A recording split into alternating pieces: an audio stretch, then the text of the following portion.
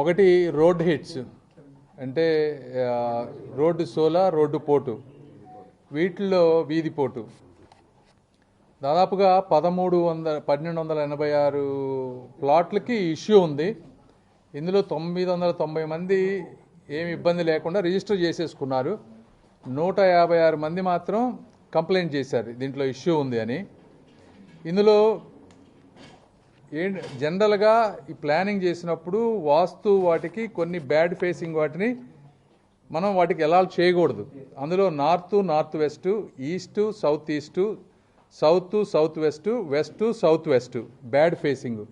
ఇలాంటి ప్లాట్స్ కనుక ఎవరికైనా సరే, ఇంతకుముందు రిజిస్టర్ చేసుకున్న వాళ్ళైనా లేకపోతే ఇంకా రిజిస్టర్ చేసుకోలేని వాళ్ళైనా చేసుకుండా ఉండని వాళ్ళు కూడా ఈ బ్యాడ్ ఫేసింగ్లో కనుక వాళ్ళకి ప్లాట్ అలాట్ అయితే వీటిని ఆల్టర్నేటివ్గా గుడ్ వాస్తు ఉన్న ప్రకారం రూల్స్ ప్రకారం ఏవైతే ఉన్నాయో అవి రీఅలాట్ చేస్తారు లాటరీలో. అది కూడా లాటరీలో చేస్తారు. వాటికి అయ్యే రిజిస్ట్రేషన్ ఖర్చు గవర్నమెంట్ భరిస్తుంది. కాబట్టి అలాంటివి ఉంటే ఈ 156 మందిలో ఇవన్నీ ఒకసారి చెక్ చేసి అలాంటి వాళ్ళందరికీ చేస్తారు. అది ఒకటి. ఇంకొకటి వాళ్ళు అడిగింది, రైతులంతా ఏమడిగారంటే కమర్షియల్లో కూడా ఒరిజినల్ ప్లానింగ్ ప్రకారం కమర్షియల్లో వాస్తుని మనం ఈ రోడ్డు పోవటం తీసుకోకపోతే వాళ్ళు ఏమంటున్నారంటే వెస్ట్ సౌత్ వెస్ట్, సౌత్ వెస్ట్లో మాకు ప్రాబ్లం ఉంది, అది కూడా మాకు ఇబ్బందికరమైందే, దాన్ని కూడా మార్చాలని అడుగుతా ఉన్నారు.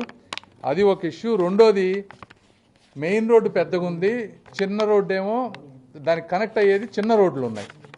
ఆ పెద్ద రోడ్డు ఉన్నది చిన్న రోడ్డు ఉన్న చాట అది రోడ్డు పోర్టు కింద రాదు అని చెప్పి ఆ రోజు వాస్తు వాళ్ళు చెప్తే దాన్ని కూడా మనం ఇంక్లూడ్ చేయలేదు.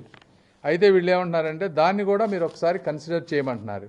అయితే ఇవన్నీ అసెస్ చేయాలి. కమర్షియల్కి కానీ large road small road hits కానీ నెక్స్ట్ టైం రివ్యూకి అసెస్ చేసి ఇంపాక్ట్ ఎంత ఉందో చూసి అవేమన్నా సాధ్యం అయ్యే పని తక్కువ అయితే చేయగలిగితే చేస్తాం. అవి తక్కువ కాకుండా ఎక్కువ అయిపోయి అదంతా సిస్టమ్ అంతా డిస్టర్బ్ అయ్యే పని అయితే వాటిని చేయాలంటే కష్టం. కాబట్టి ఈ రెసిడెన్షియల్ ప్లాట్ వరకు 100% ఏదైతే గైడ్ లైన్స్ ఉన్నాయో దాని ప్రకారం